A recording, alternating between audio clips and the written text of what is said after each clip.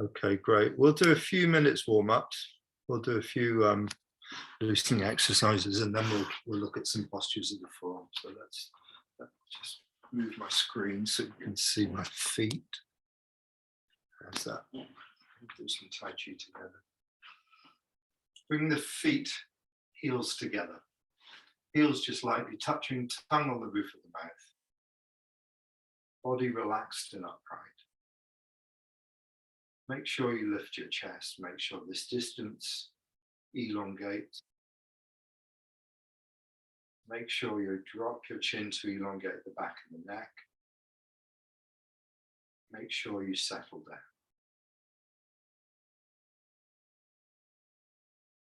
Scan through your sensations in your body to make sure you're loosening, you're not holding on. Just let yourself come to the center of the foot. Let yourself be as loose as possible over the center of the foot. To begin, sink. Rebound. Just going to do the up and down exercise to start. Make sure the whole body is releasing. The weight to the same part of the foot, the knees bending, the hips seating, the lower back opening. To come up, another wave of softening and bring the mind up.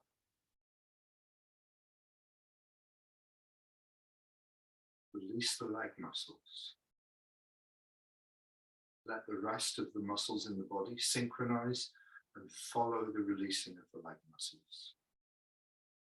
So you want it almost automatic that when you soften the legs and bend the knees, the hips seat, the lower back opens, as if it's just following the signal from the legs to change.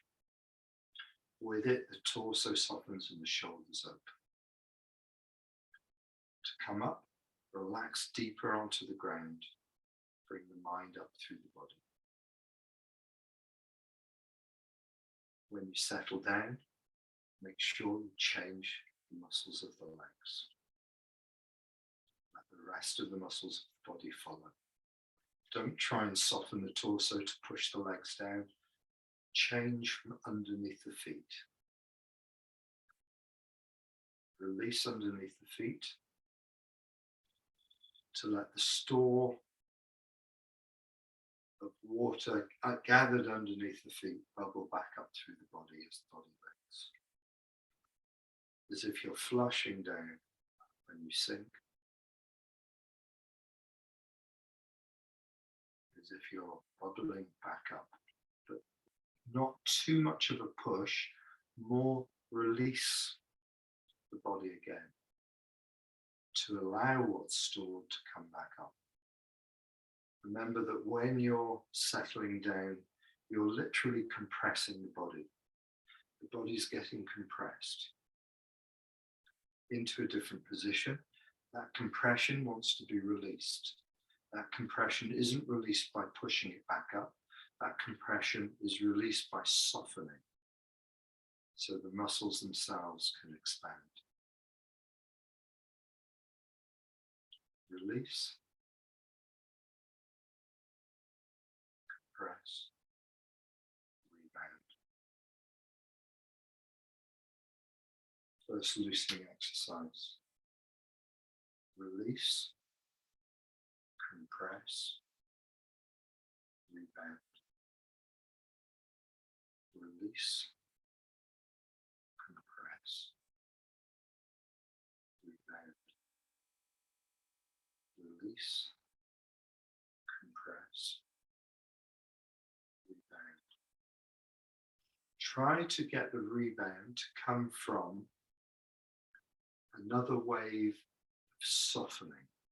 Rather than pushing yourself off, rather than pushing yourself back to the center, try and get another wave of softening to allow what's there already compressed to expand. Like pushing a ball onto the ground, letting it, the force within the ball expand itself, rather than picking the ball up and putting it into a new position. So the first sinking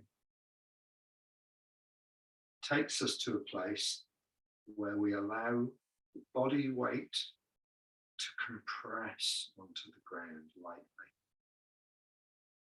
Then it can rebound, release, compress, rebound.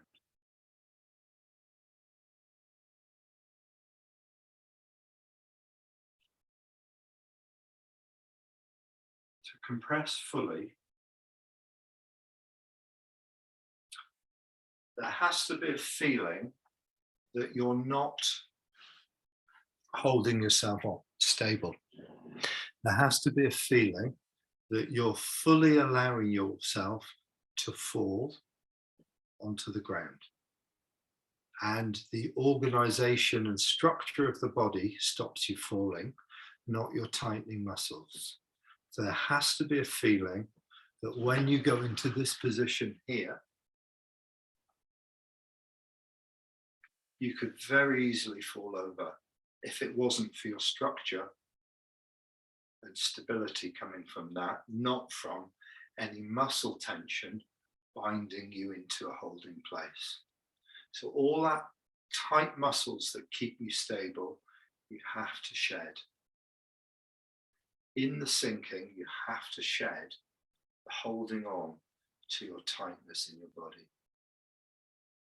so that your body becomes very, very watery.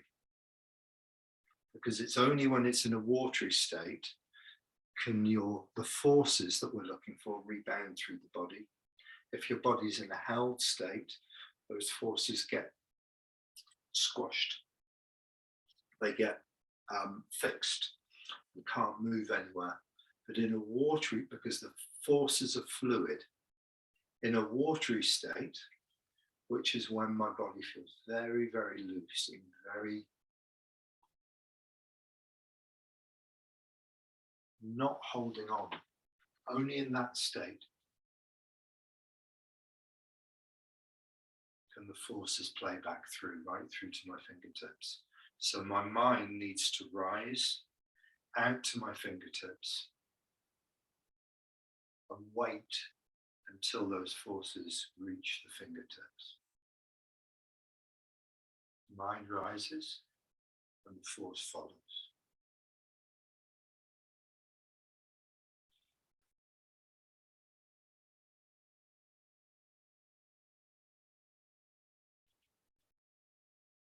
Number 2, please.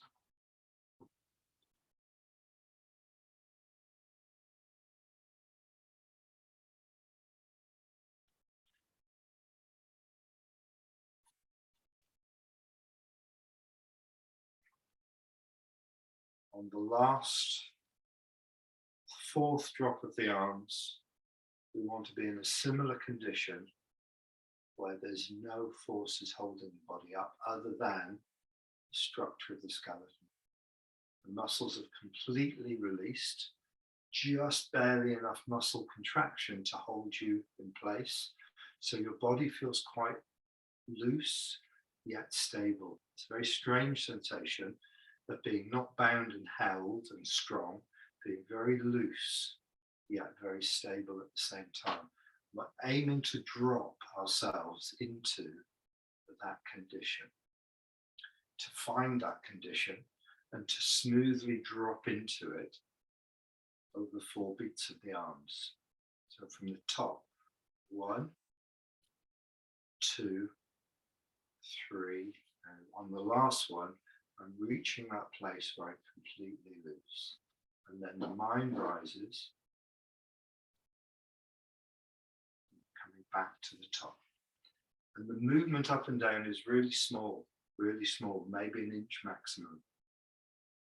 1, 1/4 of my tension is released. 2, half my tension is released. 3, 3/4 of the tension released. 4, everything's released. I should feel myself seated, relaxed, connected, and loose at the end of the fourth. I don't want to be at the end of the fourth holding on anywhere.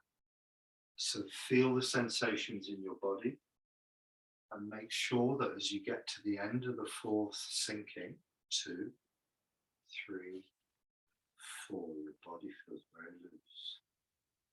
There's no tension in the ankles, there's no tension in the feet, there's no contraction in the muscles that enable you to be stuck anywhere. There's no holding on in the lower back. 1, 2, 3, 4. Coming up. 1, 2, 3, 4. Sinking, taking the tension away. 2, 3, 4. Coming up. 1, 2, 3, 4. Releasing tension. 2, 3, 4. Up. 2, 3, and 4. So an easy way to, the tension I'm talking about is actually quite hard to notice in our bodies because we're so used to using tension when we move. As we move around from one position to another, even just walking, our bodies tighten, our legs tighten, our core muscles tighten underneath us and keep us stable. And because we're so used to doing that, it's really difficult to notice it because it's so familiar. So a really good way of doing that is if I just stand with my heels together. What I'm going to do is I'm going to deliberately fall forwards. And, excuse me, as I fall forwards or put myself out of alignment, I'm going to start to notice which parts of my body bind to stop me falling forwards. And as they start to bind, I loosen. So the exercise looks a bit like this. Let myself fall forwards. I'm noticing my ankles soften them. Now I'm noticing my shins soften them. Now I'm noticing come back to uprightness, fall backwards. I'm noticing tension arise here. So in the falling backwards, instead of letting the tension arise, and I'm also noticing it in my ankles, try and soften those places. Come back, fall to the side. Notice where the body wants to bind you to make you stop falling over. In my outside of my left foot, soften it. See if there's anywhere else my body binds to stop me falling. I'm just playing with moving to the edge of being out of alignment. I'm watching how the body engages to keep my balance. Let's have a little go. So first stand in your upright posture and draw your awareness to the sensations in the body. That's the first thing. Have the mind in the body, feeling the body. Then when we allow our center of gravity to come forwards, notice where and how the muscles stop you falling. If you can catch them, soften them as they're it's like as the muscle is tightening, as it's tightening, you soften it. As it retightens, you soften it. As it retightens, you soften it. So you move and the body tightens, you soften.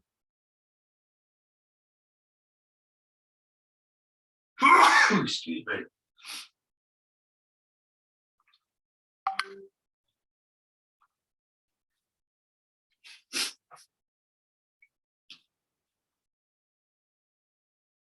Just for a minute to start to notice how the legs automatically tighten. And what we want to try and do is notice the sensation in the legs of tightening.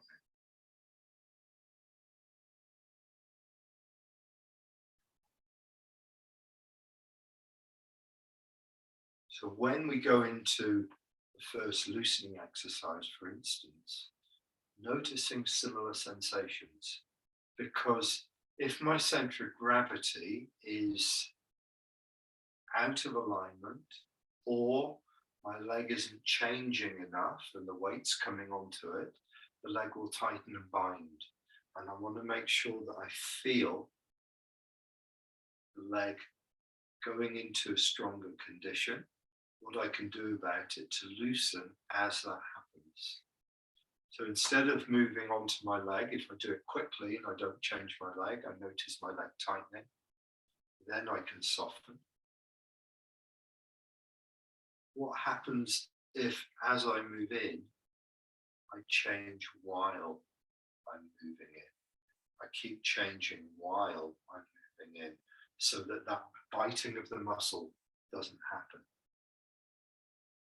If I do it without the arms, it's probably easier to feel.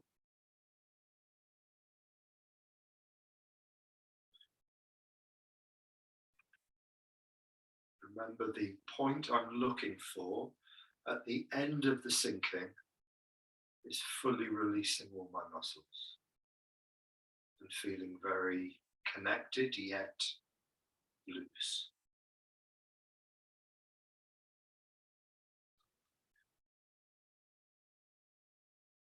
Feel where your body tightens to give you stability.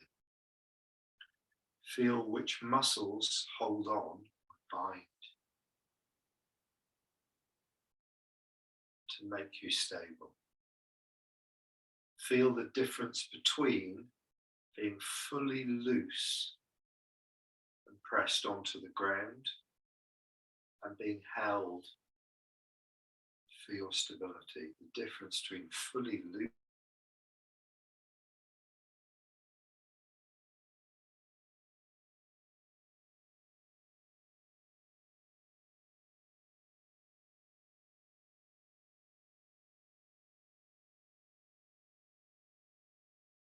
every posture in the form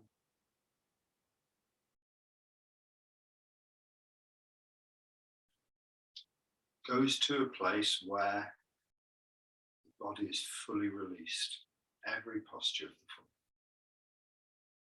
In the center of every move, whatever the move is, there's a place where the body is very lightly held, connected, pressed onto the ground, and muscles fully released, so that the rebound can come through. Whether you're in the center or whether you're on one leg, the body is fully released. We want to discover what we do to allow that to happen. So we feel like we're falling away from the crown of the head.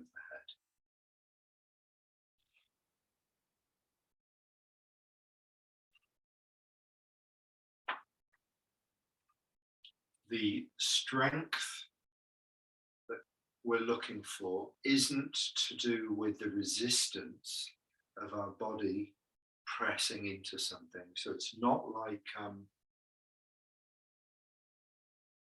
really it's not like I'm a beach ball and I'm pushing my body weight onto a beach ball and squashing myself onto the ground. In a way, it isn't like that. It's more like water disappearing under the foot. Water disappearing, changes fluidly, flushing through the body, disappearing under the foot. And at the end of that, there's a slight buoyancy. But what it isn't is a stability in the leg early on that my body weight is pushing into and making it more stable. It's definitely not that. Okay, so what I'm not trying to find is stability in the legs that my body weight, 8 or 10 stone of body weight, presses me in and makes me super stable. That's not what I'm looking for. Because if someone with sensitivity pushes into you, they'll immediately feel your buoyancy. What you want to do If someone touches into you, they too are drawn down like water. They don't want to feel any of your strength. They don't want to feel how your center is connected to the ground. Because if your leg is strong and you drop your body weight onto it, they will feel that increasing strength, just like pushing into a beach ball, just like this. When you push into the beach ball, you feel the strength increasing in the top hand. Soft at the beginning, harder, firmer, more buoyant, but more stable as you go. That's not what we want. What we want is looseness and change the whole way through. And when they're at the end of their push, then you can bring your structure and your buoyancy back. Take everything away.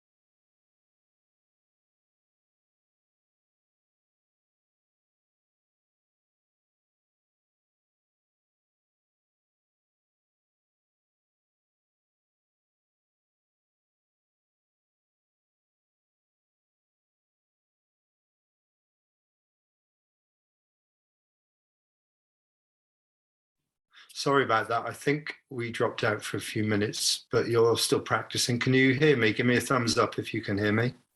Great, we'll carry on. Has anyone got any questions about dropping in, feeling the tension in the body? I want you to be clear about what you're looking for in terms of making that happen. Very difficult for me to see. What I can see if you're in alignment or out of alignment. And generally, if you're out of alignment, something will be holding you in place to keep you from falling. But you can see that externally, but it's difficult to see the changes you make. When you're upright, when you're loose, it's really difficult to see, but easy to feel. You want to have the feeling that if someone was to put their hands on you, it's emptying, emptying, emptying, emptying, drawing downwards and emptying.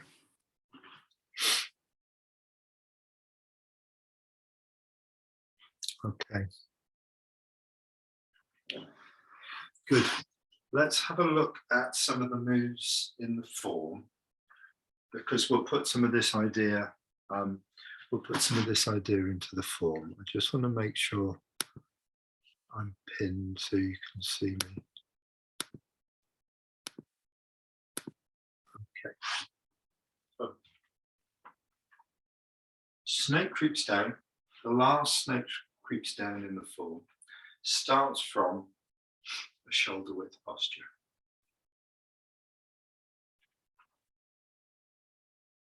Move on to the front. I'll just go through the movement and describe it first. I'll put my screen so you can see my feet a little bit more. Just go through it, talk it through, and then we'll do it together. Shoulder width. I want to make sure that in this posture, my posture is built from the ground upwards. What does that mean? That means that if you just go straight into your first shot at your posture, and by first shot I mean maybe you're not fully aware of the sensations in your body and you just kind of go into it, the chances are that you'll be carrying some of this tension I've been talking about. It won't be fully released, okay? So if you just go into your first shot, the chances are you won't have worked with the quality of change and release you need, because you're moving from one position to a new position. That new position needs to soften and change and accommodate the weight of your body. If you don't accommodate the weight of your body, your muscles will meet the weight of your body and tighten, okay? So if your muscles will either tighten or relax. If they tighten to hold you in position, you're not connected. So if you just have your first shot at going into a posture, you'll probably feel tension in the ankles, tension in the hips, possibly tension in the lower back, possibly tension in the shoulders. So if you just quickly go into your posture, notice what you feel. Then if you go into your posture with awareness, make sure your weight is in the center of both feet. And make sure your feet are in bow stance. Make sure your knees connect and go in the direction of the toes. And your knees feel connected to your feet. Soften the hip joints. This allows you to turn. And while you're softening the hip joints, open the lower back. This drops your center into your legs. You soften your thighs to soften your hip joints. And your bowl of your pelvis sits into your legs. From there, you can organize your upper body. You can soften your chest, let your shoulders drop. And straight away, I'm noticing that my posture, built from the ground upwards, carries far less tension in it than if I just do my first shot. In my first shot, I've got tension in my ankles. Same tension I feel when I fall forwards in the feet and the ankles. If I loosen that tension, I can be in the posture in a very loose, light connected way where I feel like I'm falling away from the crown of the head. I feel balanced and organized. Then I start my flow. Onto the left foot, turn. Sit back. Turn. Sink. Open the front foot. Move through. Sit back. Strike. Sinking.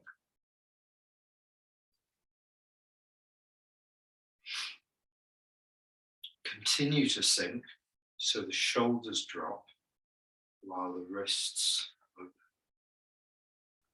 upwards. Hands drop over a ball. Step behind. Draw like the fourth loosening exercise. And sink. And take the tension away. So in this position here, I'm standing on one leg, there's no weight in the left, fully released. Let's do those moves together. First of all, building the posture from the ground upwards, the center of the foot, the knees in line with the toes. That means opening up the thighs, ready to support the weight of the body. Soften the muscles of the legs to allow the hip joints to soften, turning, and become fluid. The hip joints control the turning of the body and how the lower back opens. So I drop the bowl of the pelvis towards the knees, and the lower body feels nice and relaxed and stable. Build the upper body up, facing the direction of the front foot. Open the chest, drop the chin. Let the body be very light and loose. Make sure it's light and loose in the torso and in the legs before you put the shoulders down to bring the arms up. Don't just lift the arms, put the shoulders down to put the arms up. Feel the arms heavy because the shoulders are relaxed. Feel like water could gather and drip off the elbows. Feel like water could gather and drip off the elbows. Feel the whole body loose. Don't try and hold the posture. Let the posture be held by gravity from the ground through your structure. Don't fight or try and hold the posture. All you have to do is have an intention to have clarity from the foot to the head top. With your skeleton, let the body fall over your skeleton. Let the muscles fall over your skeleton. Keep your skeleton organized. Let the muscles fall over it. It will give you the posture. You don't have to feel like you're making the posture happen. Simply release and organize your structure. The first movement is a turning of the hips. You drop to the front foot. The front foot gives you 80% stability before you move on to it. You drop to the front foot without any movement forwards. That means you change the connection to the front foot. You don't physically move over the front foot.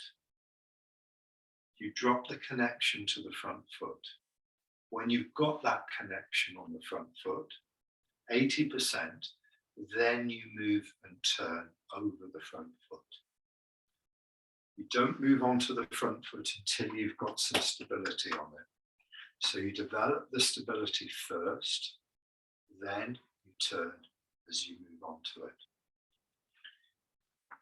When you move onto the front foot, simultaneously you're turning. Simultaneously, the back foot is opening. Let's just practice that one move. Structure, looseness, stabilize on the front foot, move on to it. Back to the beginning. Shake the legs, build from the ground upwards, the structure of the posture.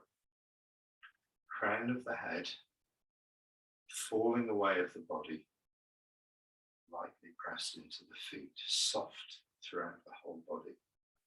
Any places you feel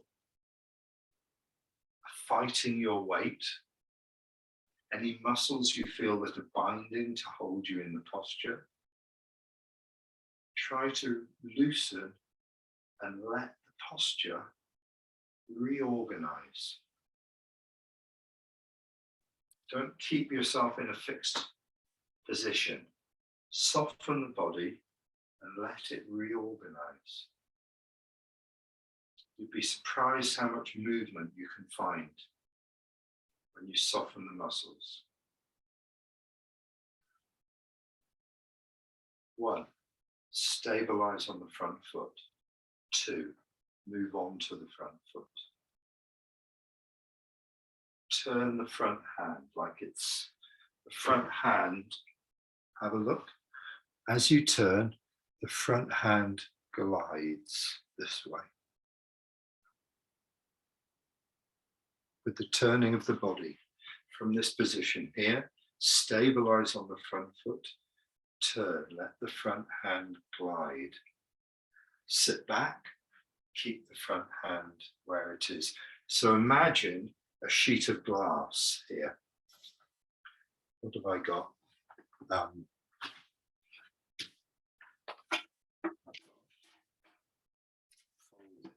Imagine a plane down the center line of your body. I've just got a folder. That line is really important in this exercise because the fingers are on that line. As I turn, the fingers stay on that line. As I sit away, the fingers stay on that line. Drop a hand down that line. Sink, turn, stay on that line. That line is really important in this exercise. Have a look at how that line works. Connect to the front foot. Turn, that hand is on that line. The fingers are on that line. Drop that hand down that line. Sink that hand down that line. Move through, that hand stays on that line. Let's do it together.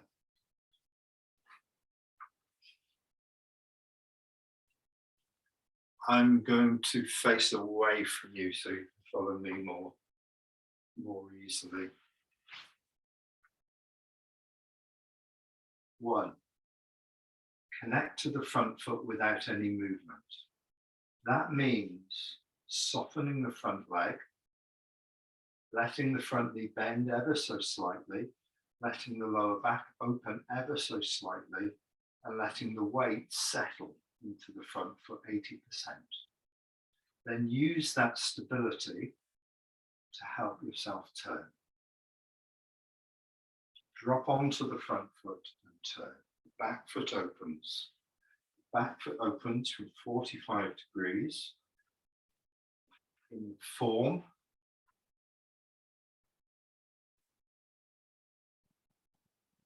Which way are you facing in the form? In the form that you're facing 9 o'clock.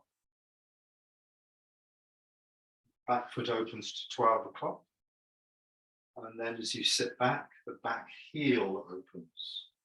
So now the back foot is at 45 degrees again, facing up past 10, but the step is wider. So in effect, you've opened the toes, you've opened the heel. The opening of the toes, or while you move on to the front foot. The opening of the heel is while you're moving into the back foot. So it's a fluid movement of turn onto the front foot, open the back toes, so the feet now are 90 degrees to each other. Open the back heel and sink onto the back foot. 90% back. 1, 2. When you sit back, your front arm is long. Your fingers, once you drop here, your fingers stay where they are on the line. Drop the arm as you turn the waist. As you turn the waist, drop the arm and bring the left toes in. Sink straight down.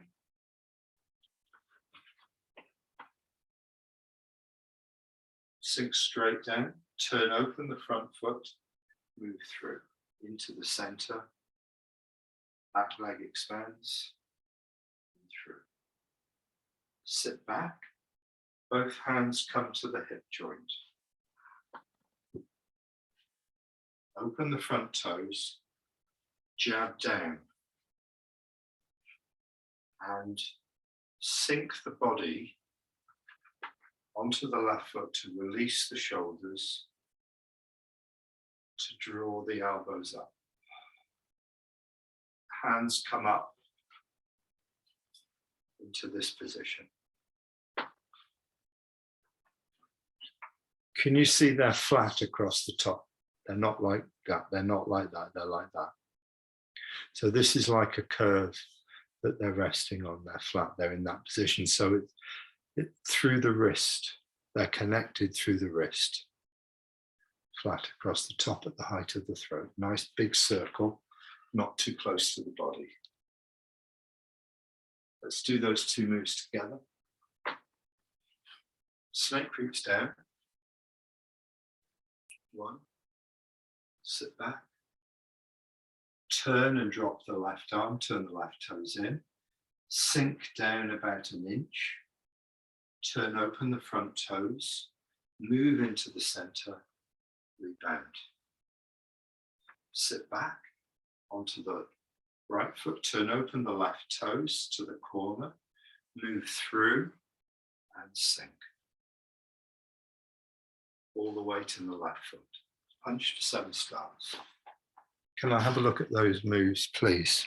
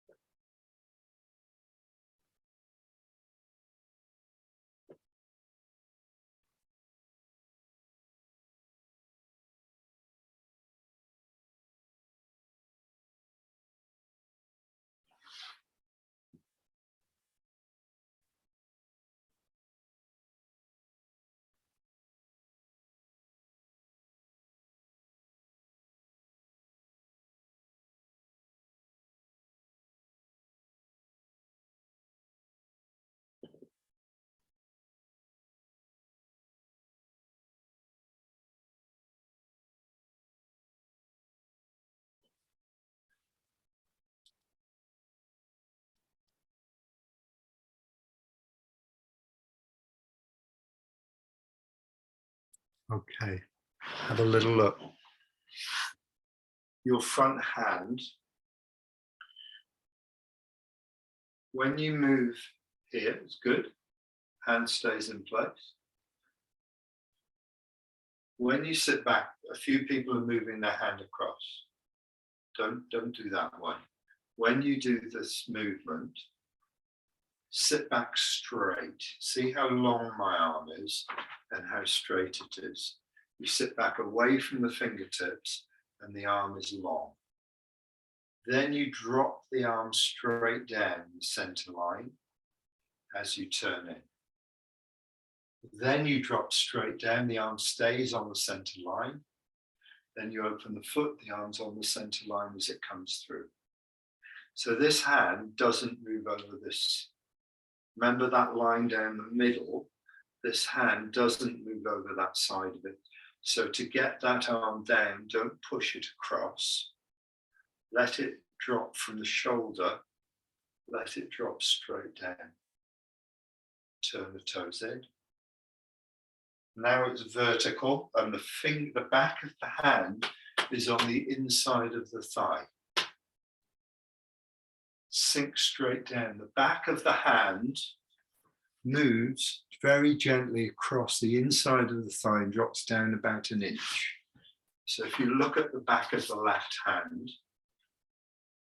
you sit away from it, drop it straight to the inside of the left thigh as you turn the left toes in. Sink down,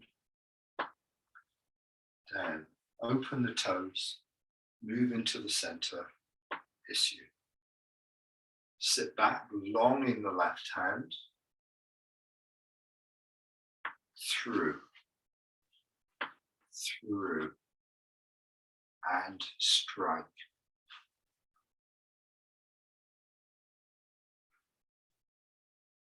If I do it without stopping.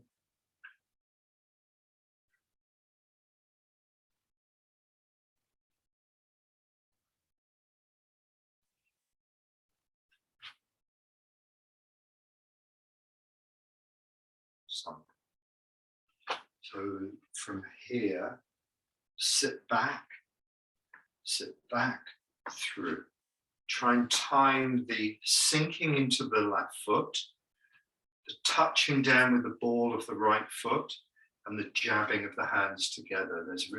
Those all come together at the same time. So after here, sit back, strike, down, sink. Have a go. After the snake creeps down, sit back, strike, sink. I say strike, it could be a block. Feels like you're jabbing downwards.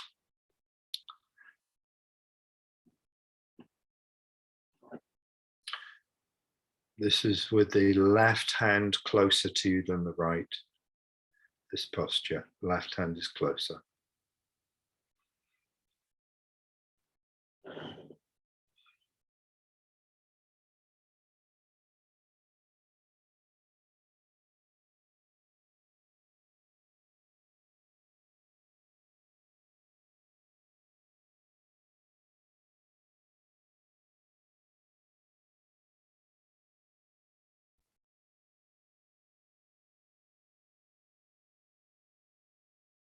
Timing, Toby, try and time that together so your stability arrives at the same time as your right ball foot and arrives at the same time as the hands. Right, just that, the timing of that movement onto your left foot.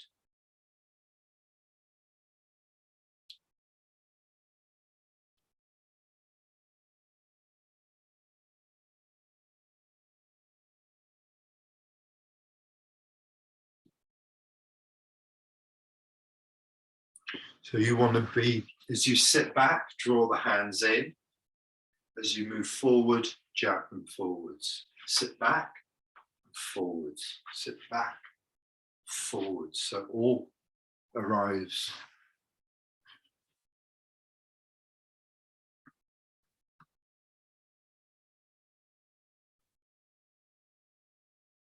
Yes. Yeah.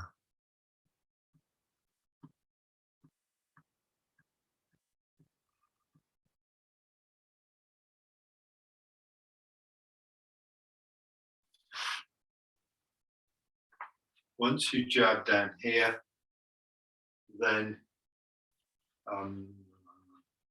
draw back, jab down with the left hand on the outside. So is that right? And sinking. Sinking in such a way that you're emptying any hole in the body.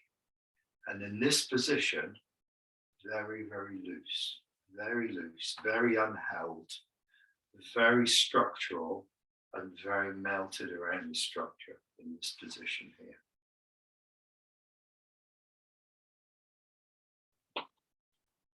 Sit back, jab, sink.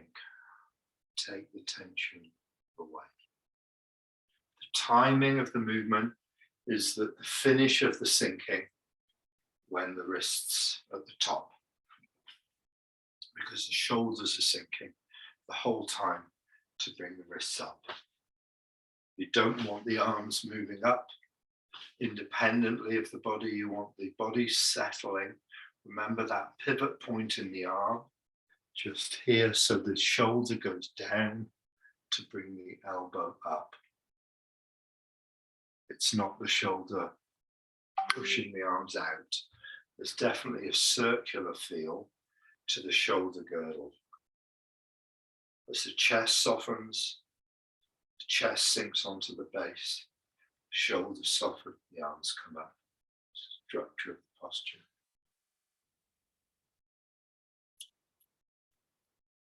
Good. Once we've got this posture, the hands are at the height of the throat. If I was to put a chopstick, I've got a pen through my wrists, right through the wrist. That's where, if that goes right through the wrist, that's where both of them meet. Like they're skewered together through the wrist. Not a very nice image, but it's the most simple one I can think of to tell you where to put the hands. So they're not like that, and they're not separated, actually locked together on the wrist, very lightly joined. Okay. From there, they stay connected. Shoulders are dropped. Drop around the elbows. See this circular movement here?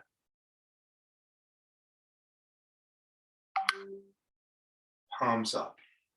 So your left hand starts off closest to you.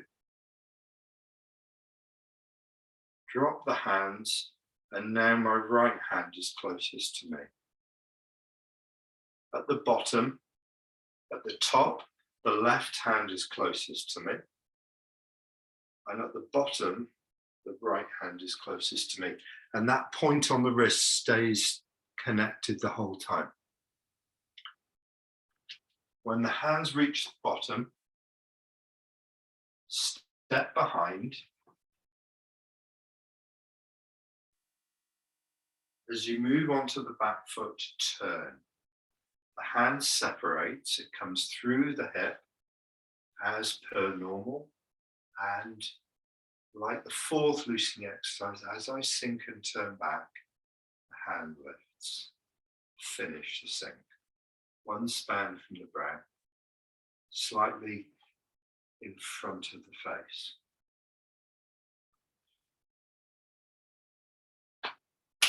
Slap. Hands drop. Sorry, back foot. Hands drop, step behind. Move onto the back foot. As you turn, you draw the right hand through. As you turn back, it lifts. Here, both palms are turning. Both palms are turning with the waist. The ball of the foot. Strike. Finishing with the thumb and the crease of the trousers. No weight in the right, in the left top foot. Let's do that together. If I do it facing away from you. Drop the hands around the ball. Now the left hand is closer. Sorry. Step behind with the right foot. Move on to the right foot. Turn open. As you turn back, left hand turns over. The right hand turns over and lifts. Sink. Posture. No weight in the ball of the left.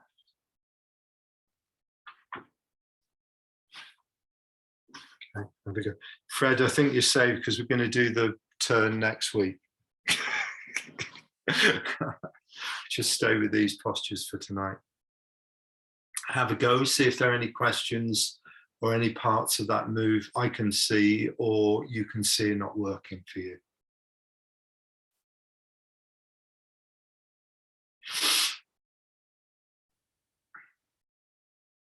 Good.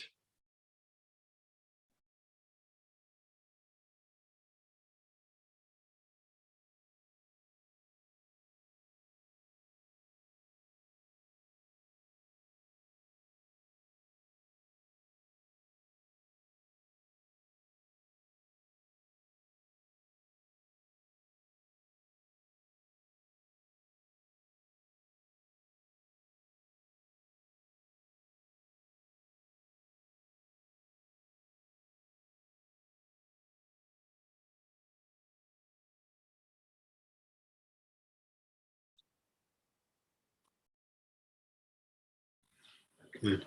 Try and time the movement. Have a look. Take a break. Have a look. Try and time the movement so that the turning back of the body finishes facing the front again at the same time as the release finishes. The hand arrives exactly the same time that the release finishes, the turning back finishes, and the hand arrives in place.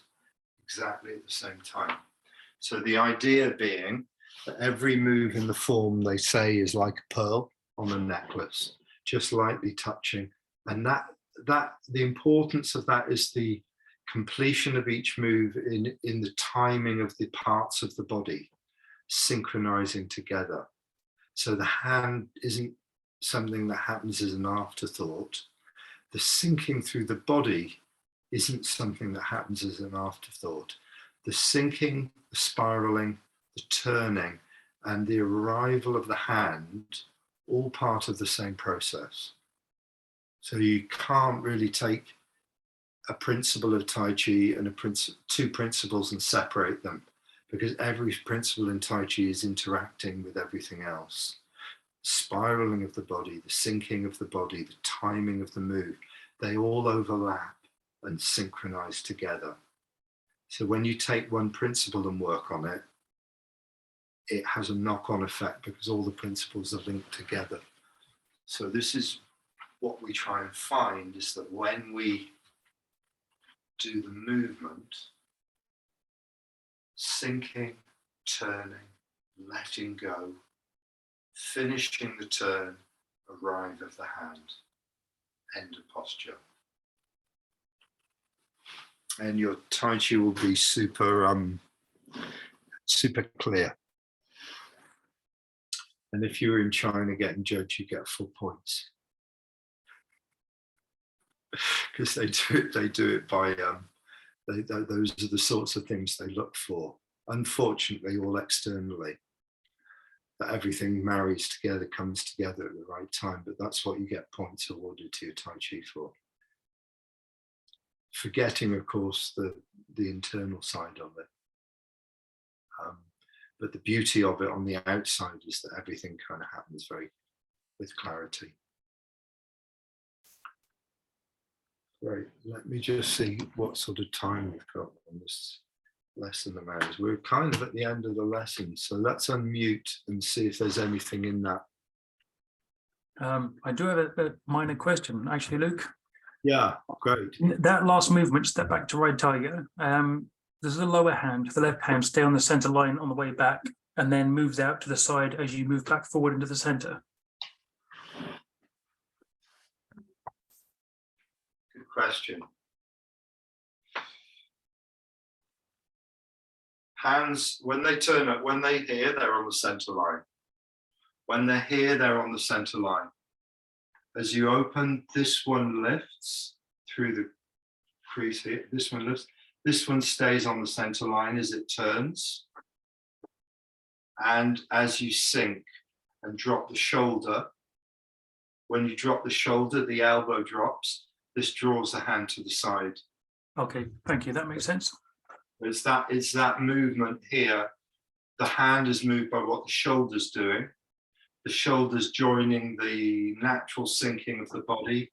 When the shoulder drops, the elbow drops. That draws the hand. Okay, thank you. Try and work with that so that the hands don't move independently. So, because it's easy to think the hand needs to end up here, you move the hand. Try and get the hand to move from higher up. The hand has to be moved by the elbow has to be moved by what the shoulder does.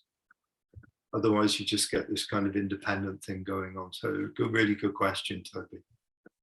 Okay, thanks, Luke. Yeah, you're welcome.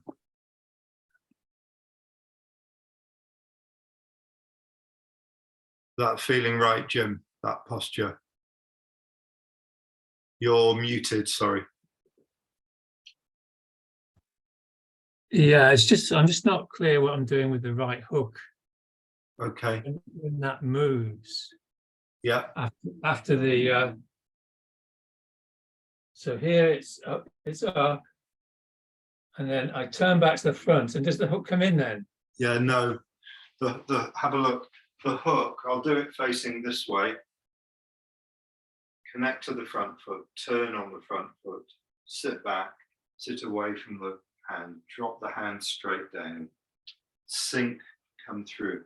At this point, you're moving into the center. When you move into the center, this hand drops down this way. And as you get to the groin, you release the hook. So this hand moves, the whole body's moving through this way. And this hook hand follows that swinging movement down this way. Don't bring it in. Don't fold the arm. Let it drop straight down. As it drops, you can release the hook. It's going to end up protecting the groin. Yeah. So it's going to end up in this position. So as this hand scoots through this way, this one drops. So they're almost like hands of a clock going together. This one's coming through this way. This one's dropping down this way. When you get into the center, that's when you want to release power through the body. That's when the rebound takes place. It's much, much harder to do a rebound in a wider stance than it is in a narrower posture, but so be it. So you have to try and sink into the center. Let the back leg expand as you sink some more.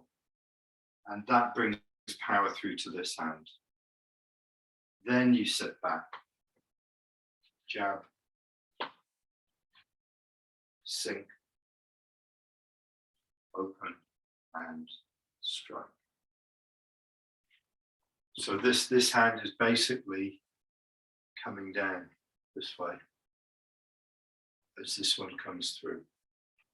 Yeah, that makes sense. Thank you. This hand, this front hand is like hooking something here. It's like say someone's kicking, maybe going underneath the leg, taking it out. This one is definitely coming this way through something, this way through. So it's coming from the inside of the thigh through in this. It's not coming straight out. It's got a circular feel to it this way. It's like leading something in this direction. And the hand is quite organized.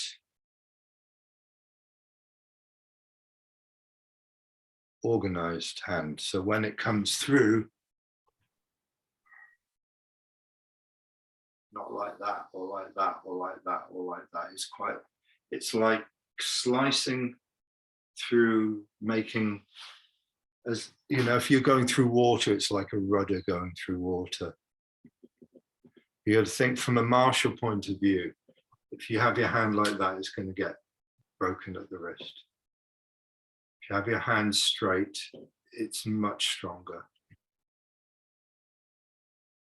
If you don't want your hand moving in that direction either. It's a strike through this way. Could be a strike to here. Could be a strike to the groin. But basically, it's got a strong intention through to the fingertips on this one. Yeah, good. Thanks, Luke. That's clear as up. Good. So next week we'll move on with the postures of the form towards the end of the form. So we'll do the turn next week and then see where we go with that. So have a look in your own practice at the next few postures and just see if there's any questions in there for you in those ones. Try and remember the key points from the class, stack your posture up from the base upwards. Try and release into the base rather than holding on to the posture. Don't feel like you have to make the posture happen. All you have to do is keep upright and organized and let the muscles go. It will give you the posture. Great. Have a good week. Thank you very much. And any questions, give me an email. I'll send you the recording tomorrow. Thanks very much, Luke. Thanks a lot. Bye for now.